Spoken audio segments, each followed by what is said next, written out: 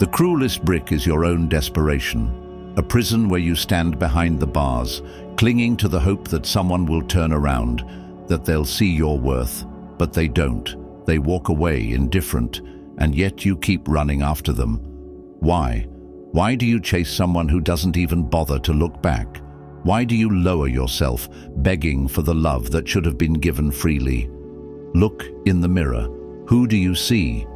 Is this a version of yourself you can be proud of? The one who bends, who breaks, who sacrifices every ounce of dignity just to be noticed? Stop for a moment. Just stop. Ask yourself why. Why don't you see it? Why don't you see how much this has destroyed you? You've given everything, your time, your energy, your soul, to someone who treats you like an afterthought. And for what? Is this love? Is this what you were told to fight for? They say love is worth the struggle, but let me tell you something, they never do. Real love doesn't make you feel worthless. What you're caught in isn't love, it's a trap. A never-ending cycle designed to keep you chasing something that was never real to begin with. Every second you spend trying to prove your worth to someone who doesn't care, you lose a piece of yourself, your confidence, your power, your joy. Wake up. Stop lying to yourself. Stop pretending this is normal. Society tells you to fight for love, to never give up. But here's the harsh truth. Love is not something you beg for. It's something that recognizes you without question. If you have to constantly prove your worth, then you're not in love. You're in a losing battle. This isn't just a video, this is your wake-up call. You've been pouring your soul into a black hole, hoping, waiting, praying that one day they'll finally see your value, but they won't. Not as long as you keep serving it to them on a silver platter. People don't value what is handed to them for free. They value what they have to earn. And right now, you're giving away the most precious parts of yourself for nothing. Enough. The time has come to stop chasing, stop begging, and stop breaking yourself into pieces for someone who doesn't even care. You are not here to convince anyone of your worth. You are here to know it, own it, and live it. Here's the truth. The second you stop trying to make them see your value, they will, but by then you won't care anymore. You will have risen so far above their indifference that their opinion will be irrelevant. So ask yourself, is this the life I want to live? If the answer is no, then today is the day it changes. Not tomorrow, not someday, today. This isn't a game, this is your life, and it's time to take it back. And now I have a question for you, a test, a challenge, a moment that will define the rest of your life.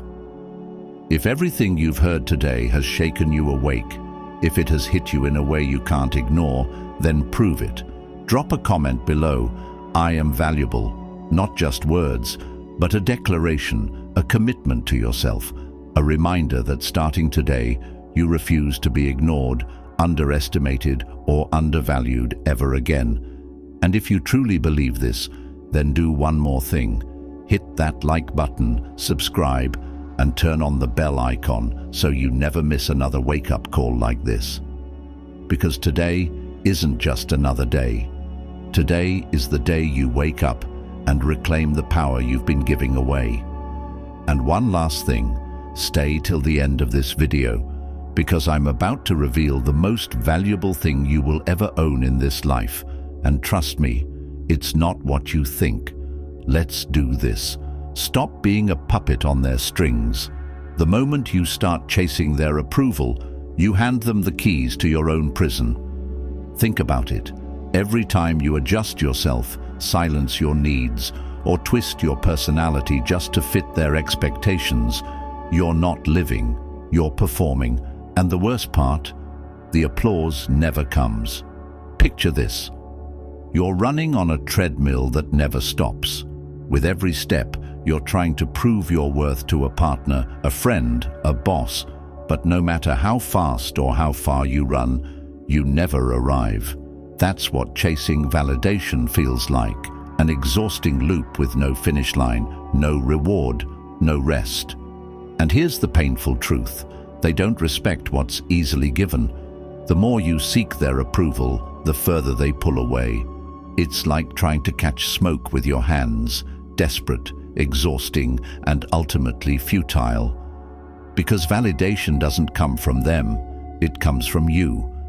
Now, you might ask, but what if I stop chasing? What if they leave? Good, let them. Anyone who needs you to beg for their attention isn't someone worth keeping.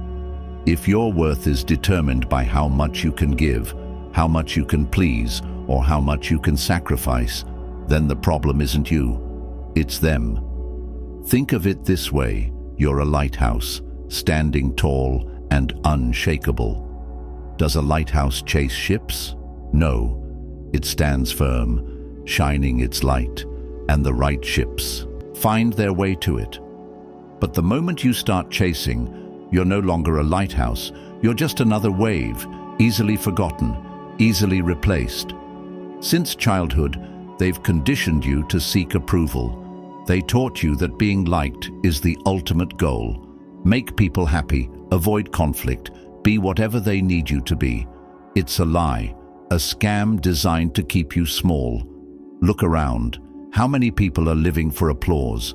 How many are terrified of being disliked, bending over backward to fit into spaces that were never meant for them? Is that what you want for yourself?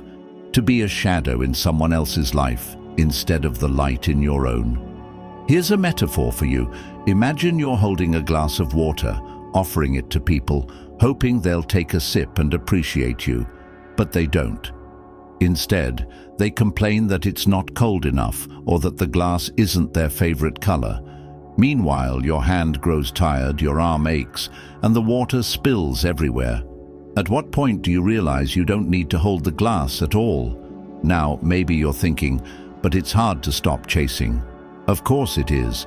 Breaking free from a lifetime of conditioning isn't easy, but every step away from chasing is a step closer to freedom. Ask yourself, are you living a life you respect? Are you honoring your boundaries, your time, your energy, or are you giving it all away for nothing? Strength isn't about how much you can give to others. It's about how much you can stand firm in yourself. People respect what's solid, unshakable, and certain. And when you stop chasing, you become all three. Here's the reality: not everyone will value you, and that's okay. You don't need everyone to like you. You don't need anyone to complete you. Your worth isn't a currency to be spent on their approval. It's a treasure to be guarded, cherished, and shared only with those who earn it. Something incredible happens when you stop chasing validation. You become magnetic. People start noticing you, not because you're trying to impress them, but because you've stopped caring whether they're impressed. Strength is attractive, confidence is irresistible, and when you walk through life with the quiet power of self-respect, the world takes notice. So step off the treadmill, stand tall, be the lighthouse, and let them see what they've been blind to all along, someone who doesn't need their approval to shine. When the rope turns to chains, denial is the comfort zone of the powerless. The moment they face the truth, they reclaim their freedom. But truth isn't always easy to face. It's sharp, uncomfortable, and it demands action. That's why so many ignore the warning signs, hoping that if they just wait long enough, things will fix themselves. Imagine driving down a winding road. The warning light on the dashboard flashes, a subtle reminder that something's wrong. But instead of stopping to check, they keep driving, telling themselves it's nothing. Maybe the light will go off on its own. Maybe it's just a glitch. Then suddenly the engine fails, and they're stranded. That's exactly what happens when they ignore the red flags in relationships. The truth is, most people don't miss the signs, they avoid them. Why? Because admitting something is wrong means having to make a choice, and choices come with consequences. It's easier to pretend it's just a rough patch, that the distance is temporary, that the excuses make sense, but denial doesn't fix anything, it just delays the inevitable. At this point, a question might come to mind. What are the signs I should be looking for? Sometimes they're subtle, a shift in tone, less enthusiasm when they talk, a coldness that wasn't there before. Other times they're loud, cancelled plans without explanation, unanswered calls, blatant disrespect. Whether the signs whisper or scream, they're always there. They just need to stop making excuses for them. So they need to ask themselves, who's always the one reaching out first? Who's always bending over backward to make things work? Who's always the one compromising while the other person stays indifferent? If they find themselves always on the giving end, always the one trying while the other person barely notices their effort, the balance is broken. And here's a hard truth. People value what they have to earn. If they're the only ones putting in effort, they're teaching the other person that they don't have to try, that their time, energy, and attention are cheap, and cheap things are easily discarded. Now they might be thinking, but if I stop trying, won't they leave? Maybe. But if the only thing keeping someone around is how much they can take, then the question isn't whether they will leave. The question is why they are there in the first place. Love, respect, and connection are not one-way streets. Real relationships thrive when both people invest equally. Ignoring these red flags doesn't just hurt, it teaches the other person that their behavior is acceptable. Every time they let a broken promise slide, every time they stay silent after being disrespected, they send a message. It's okay to treat me like this, but it's not okay.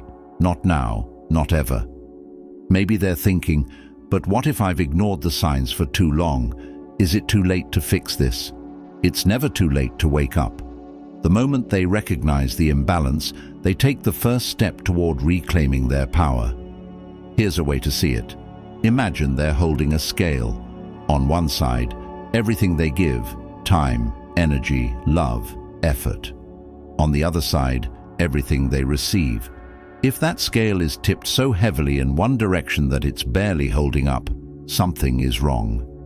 Healthy relationships balance that scale, but fear whispers, if I stop trying, I'll lose them. Maybe, but what's the cost of keeping them? Losing yourself, sacrificing your dignity. That's too high a price. And if they finally speak up, if they demand respect and the other person doesn't care, then let them go. People who truly value them will listen, adjust, and meet them halfway. Those who don't, they were never really invested to begin with. Walking away from someone who doesn't value them isn't a loss, it's a victory. It's proof that they are no longer willing to settle for less than they deserve. Recognizing red flags isn't about blame, it's about responsibility. It's about choosing to stop tolerating what isn't serving them. Because the second they stop making excuses, the second they open their eyes, they reclaim their power. So stop ignoring the flashing lights. Pull over, assess the damage, and decide if the road ahead is worth traveling. If it's not, take the turn towards self-respect. They will never regret choosing themselves. Sometimes you have to walk away to be seen. Sometimes the most powerful move isn't fighting for a place in their life. It's leaving and letting them feel the emptiness you leave behind. People don't notice the warmth of a flame until the fire goes out. They sit close, enjoying its heat, taking its glow for granted, assuming it will burn forever. And then one day, the flame is gone, the cold rushes in, and for the first time, they realize just how much they needed it. That's the power of stepping back. When someone stops valuing them, the natural instinct is to chase, to explain, to fix what feels broken. But here's the truth. Chasing only cements their place as less than in the other person's eyes. The more they pursue, the more the other person pulls away. And why wouldn't they? They've been given all the attention, all the effort, all the energy without ever having to earn it. Why would they appreciate what they never had to fight for? Now they might be thinking, but if I step back, won't they forget me? No. Absence is loud. It creates a vacuum, a silence they can't ignore. When someone has always been there, always reaching out, always initiating, always fixing things, and then suddenly stops, it forces the other person to notice what they've taken for granted. Picture this. They're the ones always sending the texts, making the calls, planning the moments. The other person has gotten used to it, comfortable with the idea that no matter what, that effort will always be there. Now imagine stopping.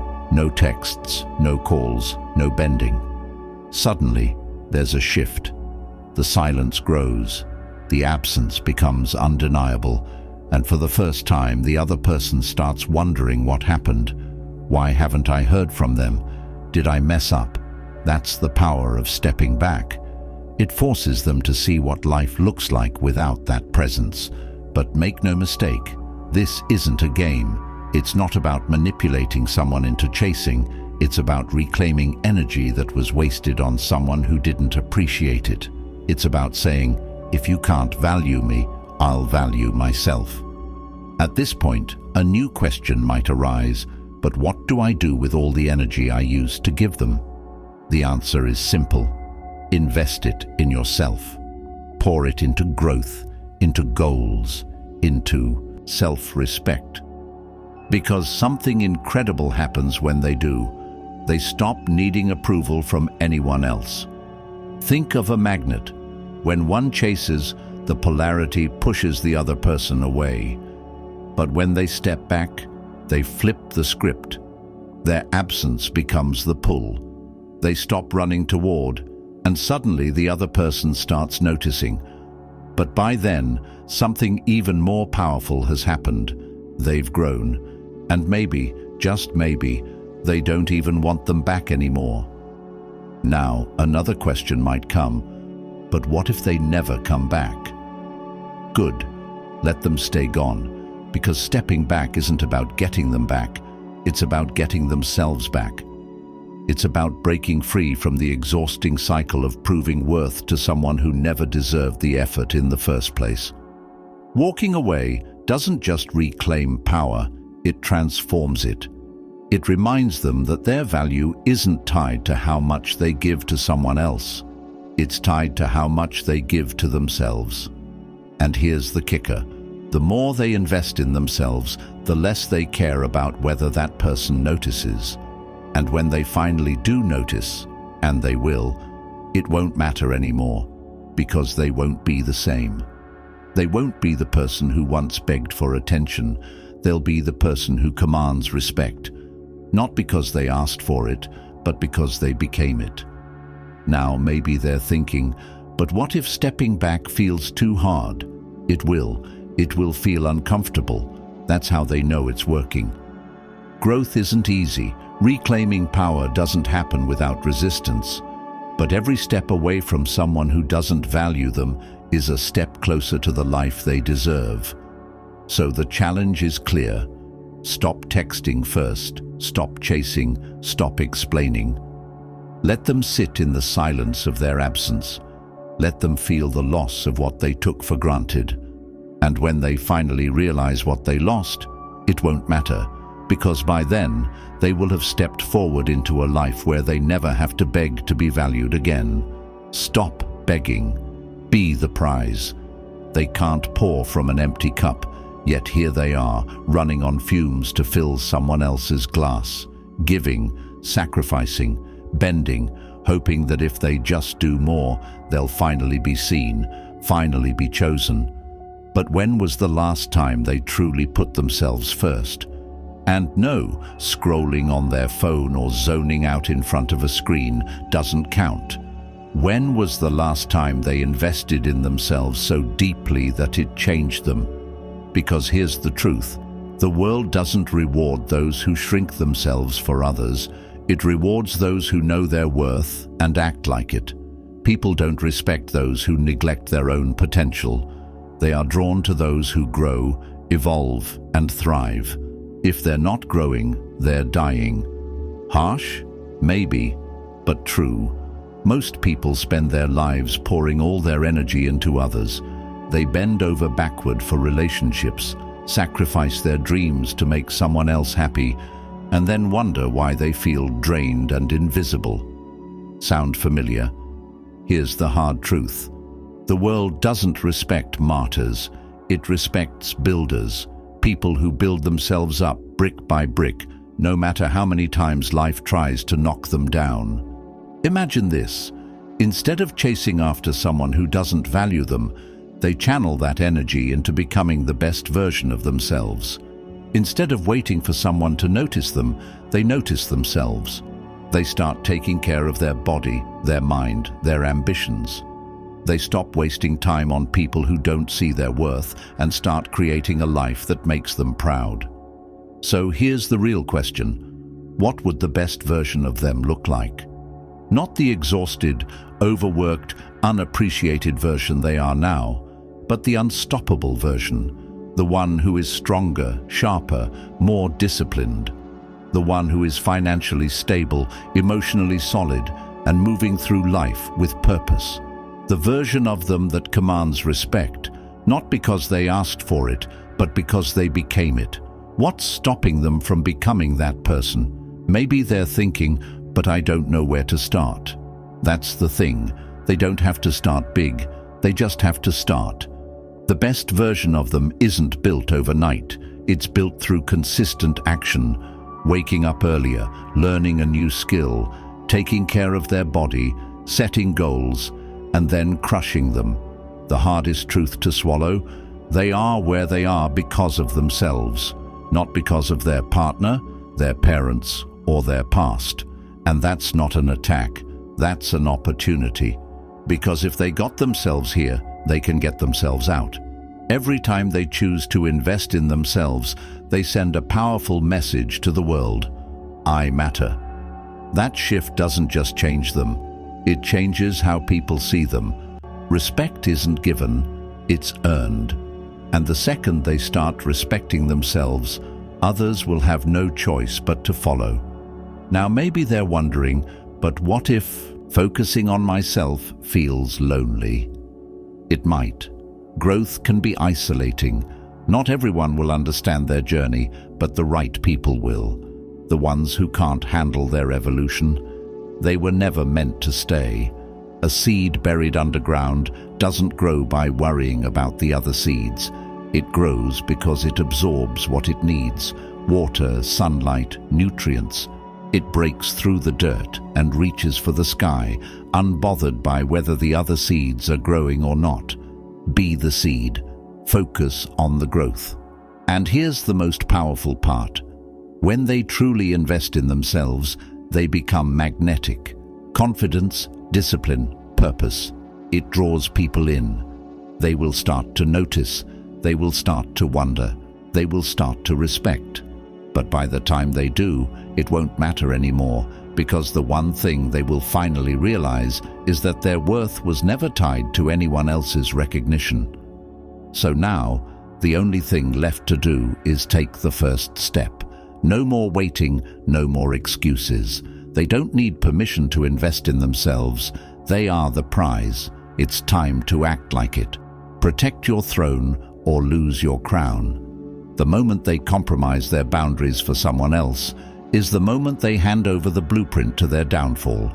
A kingdom doesn't fall in a single day. It crumbles piece by piece, not because the ruler wasn't strong, but because they let the wrong people through the gates. Imagine ruling over a vast, beautiful kingdom. Their time, energy, and peace are the treasures that sustain it. But what happens when they leave the gates wide open, allowing anyone to take what they want? Chaos.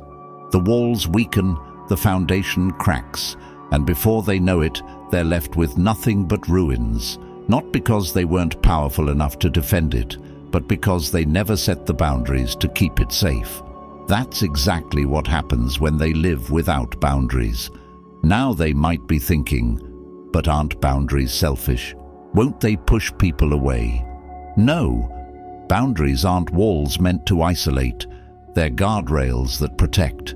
They don't push the right people away. They teach them how to treat them.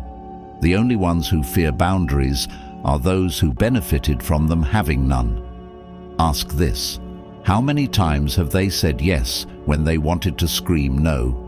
How many times have they stayed silent while someone disrespected them just to avoid conflict? How many times have they ignored their discomfort just to keep the peace? Every time they do this, they send a message. My needs don't matter. My time doesn't matter. My standards don't matter. And here's the harsh truth: people believe them. They will treat them exactly as they allow them to. If they don't respect themselves enough to set boundaries, no one else will either. Maybe now they're wondering, but what if people don't like my boundaries? Good. Let them wrestle with it.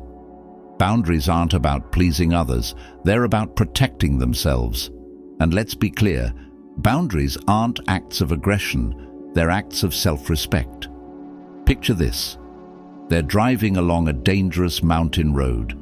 The guardrails at the edge aren't there to trap them. They're there to keep them from plummeting off a cliff. That's what boundaries do. They keep their relationships from spiraling into resentment, mistrust, and chaos. Without them, things don't get better. They break. Now they might ask, but what if setting boundaries feels uncomfortable? It will, especially if they've spent their life bending for others. The first time they say no, their voice might shake. The first time they call out disrespect, they might second-guess themselves. But growth always feels uncomfortable at first. Being clear is key. No sugarcoating, no beating around the bush. Say what they mean what they say. Being firm is just as important. A boundary without enforcement is just a suggestion. If someone crosses the line, they must be ready to call it out and take action, and they must be unapologetic. They don't owe anyone an explanation for protecting their peace. A simple, "This doesn't work for me," is enough. Maybe they're thinking, but what if they leave because of my boundaries? Then let them. If someone can't handle their boundaries, they were never truly invested in their well-being. Boundaries don't drive away the right people, they filter out the wrong ones. And the ones who stay, they're the ones who respect them enough to honor their terms. Setting boundaries is a transformation. It shifts them from being a passive participant in their relationships to being an active leader. It proves to themselves and others that they have standards, that their time is valuable, and that they refuse to settle for less than they deserve. Think of a river. The banks give it direction. Keep it strong. Allow it to flow with power and purpose. But if those boundaries break, the water spills everywhere. Weak, directionless, wasted. That's what boundaries do for life. They keep their energy focused and their worth intact. They have a choice. Leave their gates wide open and watch their kingdom fall apart, or guard their throne like a ruler who knows their worth. Because the moment they set boundaries like a leader, they stop being a bystander in their own life and start becoming the ruler they were always meant to be. Disappear and watch what happens. They'll only notice the value of presence when it turns into a memory. The truth is, presence is powerful, but absence, deliberate, intentional silence, is even more profound. People don't treasure what's always available. They treasure what feels rare, what they fear losing. If someone is always there, always giving, always chasing, they unknowingly send a message: you don't have to value me. I'll always be here. And the more predictable they become, the easier they are to ignore. But imagine stepping back. Imagine the ripple effect of absence, the silence that echoes louder than words ever could. This is the absence effect, a force so powerful it shakes people awake, forcing them to confront what they have taken for granted. Let me tell you a story. There was someone who made themselves available to everyone, the first to help, the first to reach out, the first to show up when others needed them. At first, people appreciated the effort, but over time, something changed. Their presence became predictable, expected. People stopped saying thank you, stopped reciprocating, stopped noticing. One day, this person decided to step back. They stopped being the first to text, stopped making plans, stopped offering their time to those who treated it like it was limitless. And what happened? Silence. Then, slowly, people started noticing. The same ones who once ignored them suddenly asked where they'd been, why they hadn't heard from them. Absence created a void, and in that void, people realized just how much they had taken for granted. Absence creates space. Space for reflection, space for awareness, space for people to understand worth. Now, maybe they're thinking, but what if they don't notice? What if they don't care? Good. That's the answer. If someone doesn't notice when they step back, they were never truly invested in them to begin with.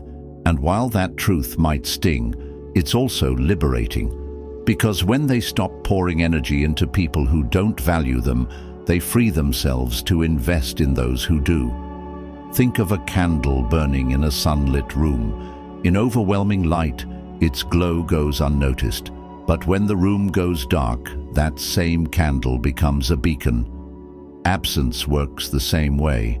When they step back, they create darkness, a space where their presence was once taken for granted. And in that space, people are forced to confront the emptiness they leave behind. Now they might ask, isn't stepping back just playing games? No, not if it's done for the right reasons. The absence effect isn't about manipulation. It's not a trick to make someone chase them or beg for their return. It's about reclaiming time, energy, and focus. It's about saying, I'm done investing in people who don't value me. And here's the beauty of stepping back. One of two things will happen. Either the other person will recognize their value and step up, or they won't. And if they don't, then the truth is clear. They were never meant to stay. In both scenarios, they win. But here's the catch. They can't fake this. They can't step back for a day and expect immediate results. They have to mean it. They have to commit. Stepping back is an act of self-respect, not a strategy for attention. And when they do it with conviction, something shifts, not just in how others treat them, but in how they treat themselves. Picture a tree in a storm. The wind howls, the branches sway, but the roots remain unmoved. When they step back, they become that tree, unshaken, deeply rooted in their own worth. They stop chasing, stop pleading, stop begging to be seen. Instead, they stand firm, and the right people notice. And here's the best part. The moment they finally recognize their own value, they no longer need others to, because when they step back, they don't just create space, they reclaim their power. Be the mountain, unshaken, unmoved. True confidence doesn't roar, it doesn't demand attention, it whispers, I am enough. And the world listens. Picture walking into a crowded room, no scanning faces for approval, no adjusting posture to impress, no need to be the loudest, flashiest, or most attention-seeking person there. Yet somehow, all eyes are drawn to you, not because of what they say, but because of what they carry, a presence that speaks without words. That's the power of unshakable confidence. It's not loud, it's not desperate, it's magnetic. But what is true confidence? It's not what society sells, not arrogance, not dominance, not the trophies or titles. It's not about walking into a room and proving anything to anyone. Real confidence is internal certainty. It's the quiet belief that they are enough exactly as they are. And when they carry that belief, they don't chase approval, they don't beg for validation. They know their worth, and that knowing radiates. But here's the truth. Confidence like this doesn't appear out of nowhere. It's built. It's forged through choices, through actions, through a relentless commitment to self. Maybe they're wondering, but where do I start? It starts with one truth. Confidence isn't about what they have, it's about what they believe. A perfect body, a stacked bank account, a flashy lifestyle, none of that creates real confidence. Those are just accessories, and anything external can be taken away. Confidence is built in the mind, in the heart, in the discipline to stand tall no matter what. Think of confidence like a muscle. Every time they show up for themselves, they strengthen it. Every time they keep a promise to themselves, whether it's waking up early, hitting a workout, learning a new skill, or simply sticking to a goal. They're not just completing a task, they're proving something to themselves. That trust in their own ability is the foundation of confidence. Now maybe they're thinking, but I've failed before. Doesn't that make confidence harder? No. Failure isn't the enemy of confidence, it's the foundation of it. Every time they fail and get back up, they're telling themselves, I am resilient. Confidence isn't about never falling. It's about knowing they can rise no matter how many times life knocks them down. Imagine a tree standing tall in a storm. The wind howls, the branches sway, but the roots remain unmoved. That's unshakable confidence. Life will try to bend them, but it will not break them because their roots are too deep.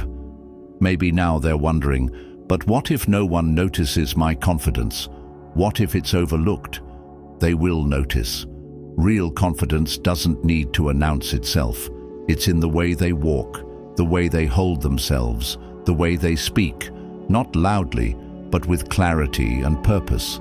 It's in the steadiness of their energy, in the quiet refusal to let anyone else dictate their worth. They don't need to prove anything, they just need to be. Now maybe they're asking, but what if I don't feel confident yet? What if it takes too long? Confidence isn't about feeling perfect every day. It's about showing up, even on the days they don't feel like it. It's about taking small, steady steps until one day those steps turn into an unshakable foundation. And then, without even realizing it, they walk into that crowded room, not needing anyone's approval because they've already given it to themselves. Speak less, be heard more. The need to explain is the first sign of self-doubt. The moment they start justifying their choices, they put themselves on trial, defending decisions that need no defense. Imagine standing in a courtroom, but there's no real case against them. The judge isn't listening, the jury has no authority, and yet they keep talking, offering reason after reason, hoping to prove something. Sounds ridiculous, right? That's exactly what happens when they over-explain their boundaries, their choices, their standards, especially to people who never deserved an explanation to begin with. Now maybe they're thinking, but if I don't explain, won't people think I'm rude? Let's flip that question around. Has over-explaining ever truly made someone respect them more? Has pouring out justifications ever stopped someone from pushing back, or did it just make them seem unsure of their own decisions? Because over-explaining isn't about clarity, it's about insecurity. It's a reflex born out of fear, the fear of being misunderstood, judged, or disliked. But here's the truth. Confident people don't over-explain. They let their actions speak. If someone doesn't like it, that's not their problem. Think about the last time they said no to a plan and immediately started listing reasons. Did the other person respect their decision more? Or did they see an opportunity to challenge it, knowing they weren't standing firm? Over-explaining is like leaving the door cracked open. It invites doubt.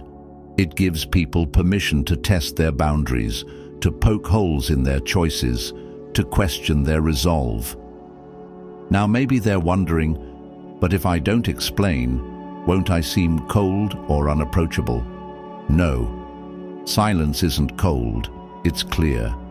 It shows that they respect their own decisions enough not to defend them. Picture a fortress. Every unnecessary explanation is a weak spot in the walls, but when they speak with simplicity and certainty, they reinforce that fortress brick by brick. The power of silence is underrated. Imagine someone questioning their decision. Instead of launching into a long explanation, they simply say, "That doesn't work for me." If the person pushes back, they calmly repeat, "That doesn't work for me." No extra words, no unnecessary justifications. And that's the strength of simplicity. It leaves no room for debate. Maybe now they're thinking, but isn't that dismissive? Won't it create conflict? Conflict arises when people sense hesitation. When someone speaks with certainty, there is nothing to argue with. They're not dismissing anyone's opinion. They're honoring their own. Confidence doesn't shout, it doesn't beg, and it doesn't explain itself unnecessarily. When they stop over-explaining, they send a message to the world. I know my worth. I don't need validation to confirm it. But let's address the fear that might still linger. What if they don't understand why I said no? What if they don't get why I set a boundary? Let them wonder. Their decisions are not a group project. They don't need approval to live their truth. If someone doesn't understand, that's not their responsibility to fix. Think of this as a practice in self-respect. The next time someone questions them, they should pause, resist the urge to fill the silence with justifications. Say what needs to be said and then stop talking, because silence isn't empty. It's filled with confidence, clarity, and strength. Now maybe they're wondering, but what if they think I don't care? Respect goes both ways. If someone truly respects them, they won't demand an explanation for every choice. And if they don't respect them, no amount of explaining will change that. Here's what happens when they stop over-explaining. Something shifts. They start feeling lighter, freer, more in control. The respect they were trying so hard to earn starts coming naturally, because people are drawn to certainty. They're drawn to the quiet strength of someone who doesn't need to explain themselves to be heard. This isn't about speaking less, it's about commanding more.